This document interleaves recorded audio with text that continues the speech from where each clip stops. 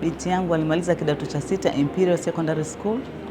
Baada ya kumaliza, tulishauriana na baba yake kwamba jinsi gani tutaweza kumtafutia chuo. Katika kufikiria huku na kule, kuna rafiki yetu mmoja alitushauri tuje Global, japo wakati wako shuleni kuna wakala tofauti walienda kufanyia interview, lakini tukafikiria kwa nini tusidili na huyu ambaye tumepewa uhakika kwamba ni wa uhakika.